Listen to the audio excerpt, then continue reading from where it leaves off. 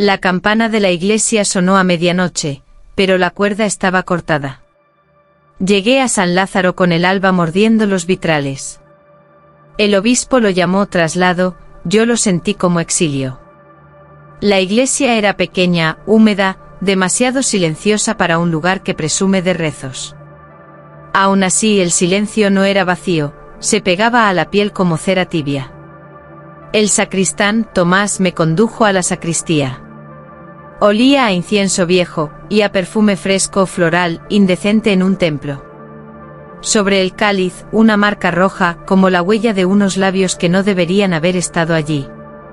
Tomás tragó saliva cuando lo vio como si ya lo hubiera visto antes. En el armario de las casullas encontré el cuaderno de confesiones del padre anterior.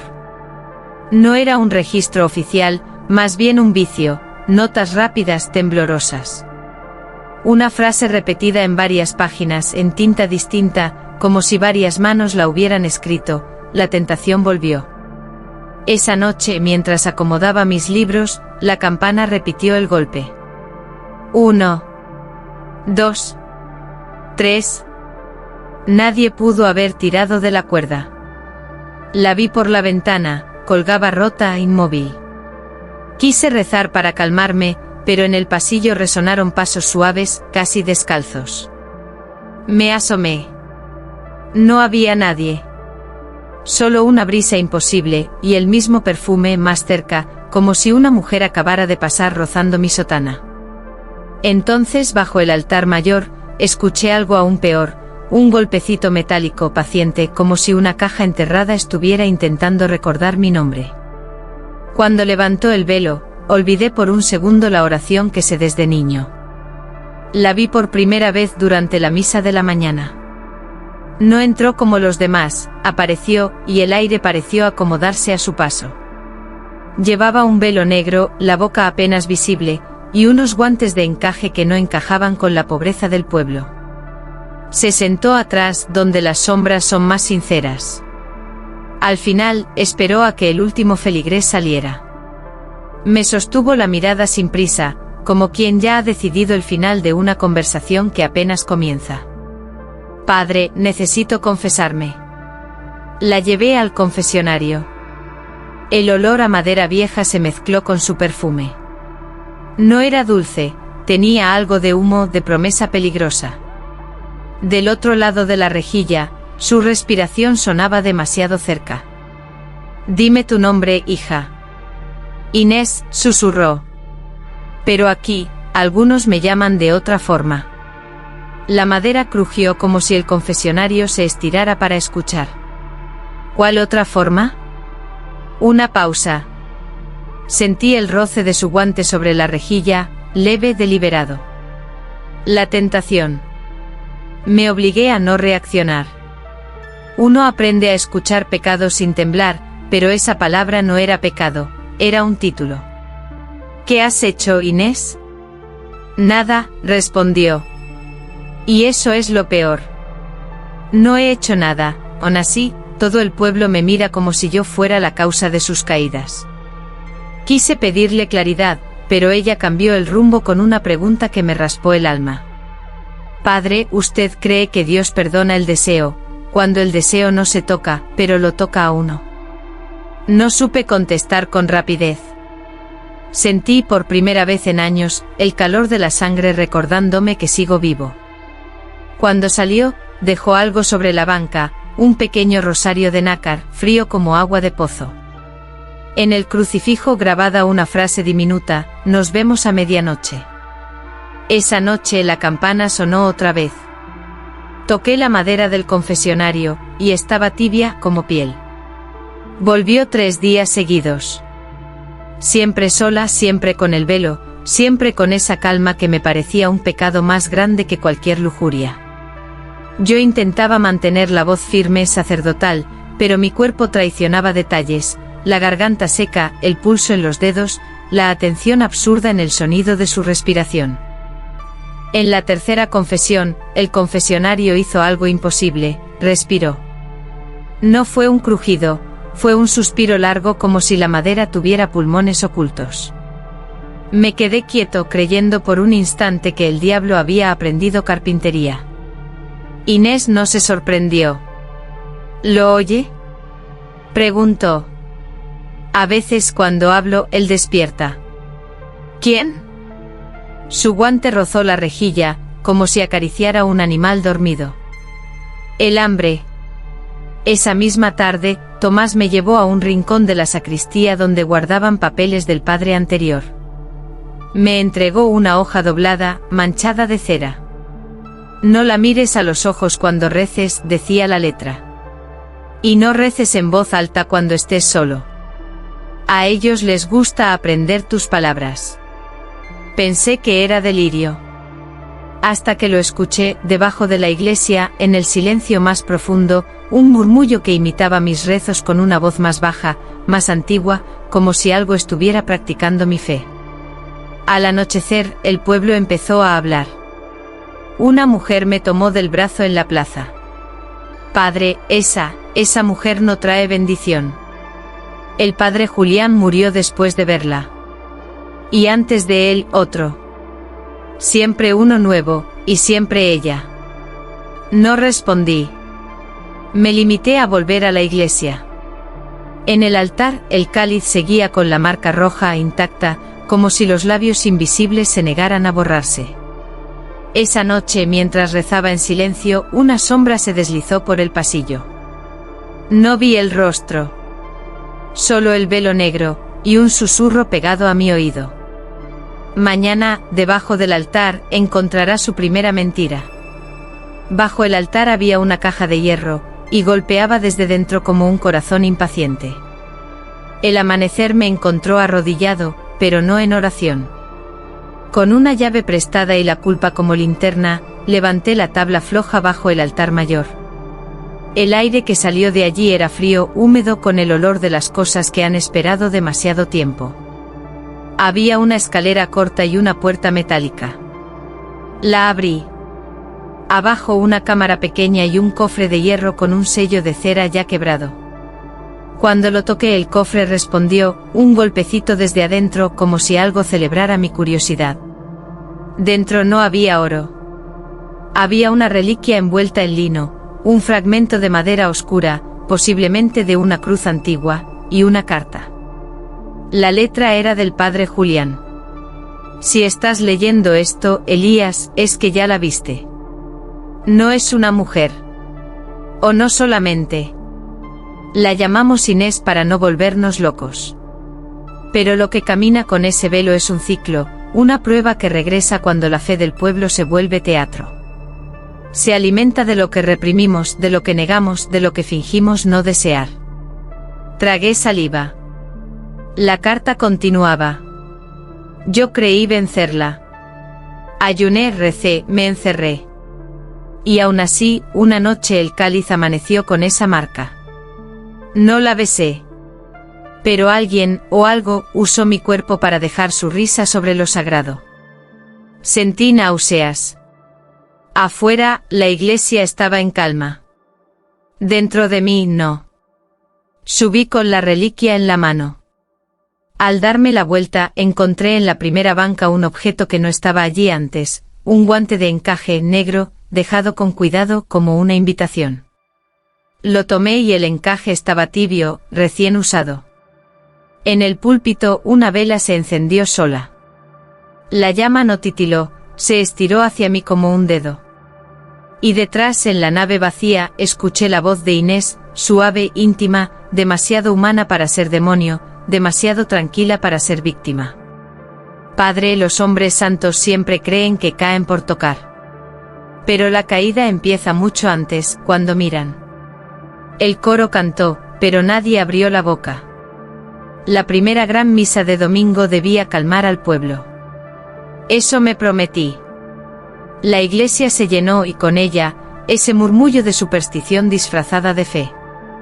Pude sentirlo, cada mirada buscaba en mí un escudo contra algo que no se atrevían a nombrar.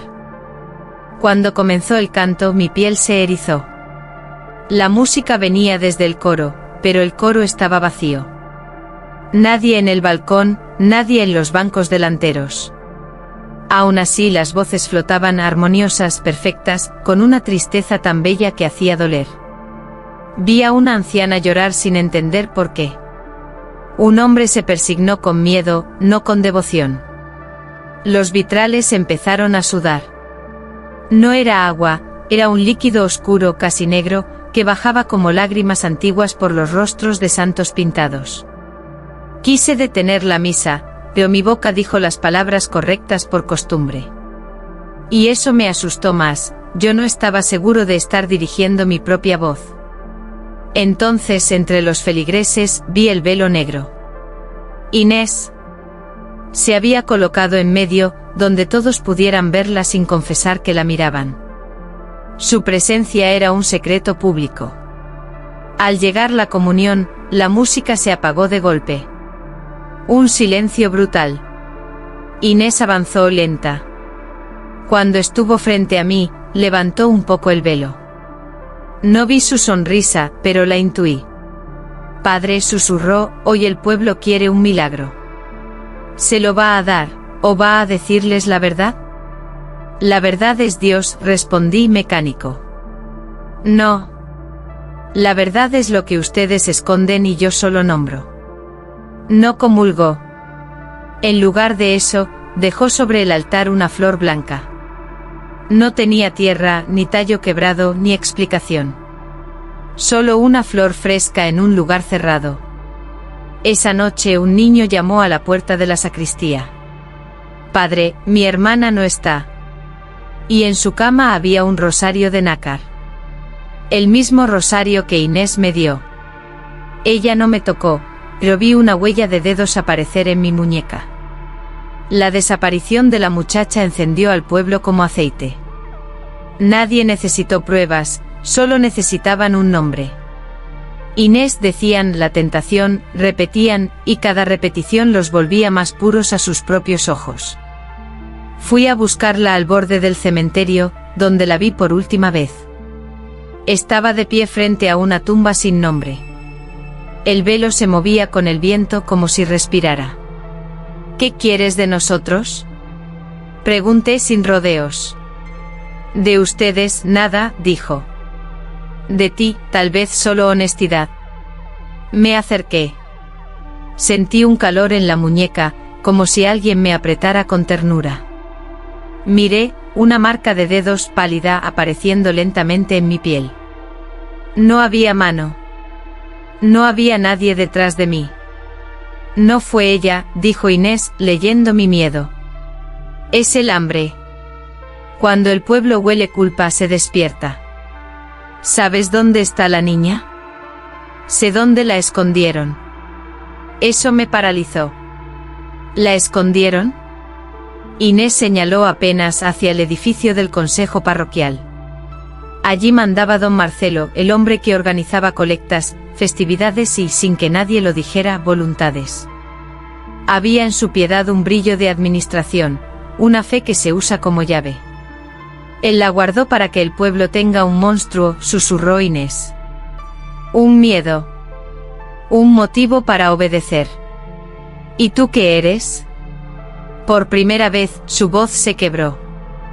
Fui una mujer. Hace muchos años. Y alguien me convirtió en símbolo para excusar sus pecados. ¿Sabes lo que pasa cuando una mujer se vuelve símbolo? Deja de ser humana, y se vuelve hambre para los demás. Quise rezar, pero mi garganta se cerró. La tentación no era solo deseo, era la necesidad de que alguien cargue nuestras sombras. Inés se inclinó hacia mí. No me besó. No lo necesitaba. Padre, la niña vive. Pero tú vas a elegir si el pueblo prefiere una verdad que lo rompa, o una mentira que lo calme. Puso un grano de sal en mi lengua y dijo, ahora, ya estás dentro. No sé por qué la seguí. Quizá por fe. Quizá por orgullo. Quizá porque en algún lugar feo y humano, quería comprobar que mi corazón aún respondía a algo. Entramos a la iglesia de noche. Las velas no estaban encendidas, pero el altar brillaba como si la luna lo lamiera. Inés abrió una pequeña bolsa y me ofreció un grano de sal. Sal bendita, mentí, intentando creerme. Sal de pacto, corrigió. No para invocar demonios. Para obligarte a ver sin cerrar los ojos. La puse en mi lengua. Era amarga, metálica, como sangre diluida. Al tragarla, sentí un escalofrío que me recorrió la columna. La iglesia se volvió más nítida, cruelmente nítida. Vi huellas viejas en el piso, marcas de arrastre hacia el depósito del consejo parroquial. Marcelo no roba dinero, dijo Inés. Roba silencio. Cambia ritos, altera objetos, y el pueblo lo llama a orden. Me llevó a la sacristía. Abrió el cajón de los óleos. Dentro el frasco de agua bendita estaba turbio. Al olerlo comprendí, era agua mezclada con hierbas, con algo que adormece. Un sacramento convertido en sedante. Los mantiene dóciles, dije. Los mantiene dependientes, respondió. Entonces escuchamos un golpe afuera. Pasos. Un susurro colectivo como un rezo sin Dios. Por la rendija de la puerta vi hombres con linternas y palos. Habían venido por mí. O por ella. O por la excusa de ambos. Inés se pegó a mi lado, tan cerca que el calor de su cuerpo atravesó mi sotana. No era provocación, era estrategia. Pero mi mente, entrenada para negar, quiso convertirlo en tentación. No te confundas, padre, susurró. Yo puedo parecer el pecado, pero el pecado aquí tiene nombre y cargo. La puerta vibró por un golpe. Abra, padre, gritó don Marcelo. Tenemos que purificar la casa de Dios. Y supe con una claridad helada, que esa noche la fe iba a ser usada como arma. En el espejo me vi con casulla, pero el rostro era del sacerdote muerto. Me escondí en el cuarto de vestiduras donde colgaban sotanas como cuerpos sin alma. Inés se quedó a mi lado quieta, escuchando los pasos acercarse. En la pared había un espejo viejo manchado, que alguien había cubierto con un paño. No sé por qué lo destapé. Tal vez porque el miedo busca siempre una imagen para hacerse real. El reflejo me devolvió una escena imposible. Yo estaba allí, sí, con la casulla puesta, pero mi cara era la del padre Julián, pálida, ojerosa, con la boca marcada por un rojo que no era sangre ni vino. Parpadeé. El espejo parpadeó conmigo. Detrás de mí la puerta cedió. Entraron hombres con linternas. Vi la sombra de don Marcelo, grande, segura. Padre Elías, dijo fingiendo tristeza. El pueblo está asustado. Y cuando el pueblo está asustado, necesita un sacrificio. La niña, lo enfrenté. ¿Dónde está? Marcelo sonrió como quien concede un sermón. En un lugar seguro. La soltaré cuando esto termine. Esto. Señaló a Inés con desprecio, sin mirarla demasiado. Como quien teme reconocer belleza en lo que odia. El monstruo. La tentación. La causa. Quemaremos su sombra y el pueblo dormirá. Inés no retrocedió. Solo se volvió hacia mí. Su voz cambió, ya no era susurro, era una verdad antigua. ¿Ahora lo entiendes? No soy hambre por naturaleza. Me hicieron hambre. Me usan para limpiar sus manos. Los hombres avanzaron. Yo levanté la reliquia, la madera oscura, como si fuera espada. No era arma, pero en ese instante lo fue, un recordatorio de que lo sagrado no pertenece a los violentos. Basta. Grité. Esta noche no habrá sacrificios. Marcelo se rió. Entonces tú serás el culpable. El cura que cayó por deseo. La frase me atravesó. Porque era una amenaza perfecta, podía ser mentira, y aún así destruirme. Inés se acercó al espejo. Lo tocó con la punta del guante. El vidrio se onduló como agua. Padre, dijo, la próxima misa no será para Dios. Será para la verdad. Di la absolución, y escuché una risa dentro del cáliz. Encontramos a la niña en el depósito del consejo parroquial, atada, viva, con los ojos llenos de terror y una mordaza de pañuelo blanco. No fue una escena heroica, fue una escena sucia, humana, hecha de llaves robadas y manos temblorosas. La fe no bajó del cielo, caminó en mis piernas con miedo, pero caminó. Cuando el pueblo vio a la niña, el relato de don Marcelo se quebró. Aún así, el daño no se reparó. La gente no cambia de superstición como cambia de camisa. Algunos lloraron de alivio, otros de vergüenza, otros, los más peligrosos, buscaron un nuevo culpable para no mirarse por dentro.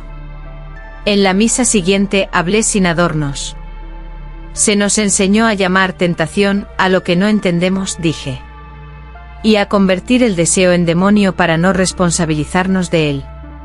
Miré hacia donde ella estaba. Inés con el velo inmóvil. No como reina ni como víctima, como testigo. No vine a negar el deseo, continué. Vine a ponerle límites. Y a decir que la fe no es un arma para disciplinar al débil. Don Marcelo no estaba. Había huido esa misma madrugada, dejando tras de sí un pueblo sin pastor y sin verdugo. Ambos roles estaban vacantes. Al final Inés se acercó al altar. No pidió comunión. Puso una mano sobre el cáliz. La marca roja apareció de nuevo, lenta como una firma. Yo pronuncié la absolución por las culpas del pueblo, por las mías, por las de quienes se esconden tras cargos y rezos. Y entonces desde dentro del cáliz, escuché una risa breve, casi cariñosa, como si algo alabara mi intento. Inés se inclinó hacia mi oído. Nos veremos en la próxima campana. Se fue sin ruido. Al amanecer, el velo había desaparecido. En mi Biblia, encontré una frase escrita con tinta negra. El ciclo vuelve cuando la verdad se calla. Y esa noche la campana sonó con la cuerda intacta. Pensé que la campana sonaba para anunciar el día, hasta que entendí que anunciaba mi regreso. No pasó una semana y San Lázaro ya buscaba una nueva manera de mentirse. Cuando el miedo pierde un nombre, inventa otro. Don Marcelo desapareció sin dejar rastro, la gente lo convirtió en fantasma para no admitir que fue un hombre. Y yo me convertí en tema de susurros. El cura que casi cae. El cura que la dejó ir. Como si la fe fuera una jaula y yo hubiera abierto la puerta. Guardé la reliquia en un cajón con doble llave. Cambié el agua bendita. Reemplacé las velas. Revisé cada rincón como quien revisa su propia conciencia.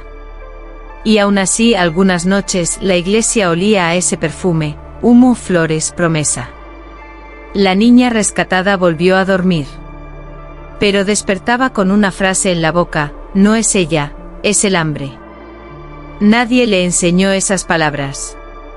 Un amanecer, encontré en el confesionario una mancha tenue, como labios que no terminan de irse. No era roja. Era casi transparente. Como si el pecado hubiera aprendido a hacerse discreto. Ese mismo día, Tomás me dijo que habían hallado la cuerda de la campana, intacta, nueva, recién trenzada. Nadie recordaba haberla cambiado. Yo subí al campanario y la toqué. Estaba tibia. Y entonces sonó una sola vez, sin viento. En el piso, junto a mis zapatos, había un guante negro de encaje. Dentro, un papel doblado. No te preocupes, padre. No volví por tu deseo. Volví por tu silencio, si alguna vez decides callar. Bajé la escalera despacio. Por primera vez entendí el verdadero castigo, no era caer. Era seguir de pie, con la tentación como testigo permanente.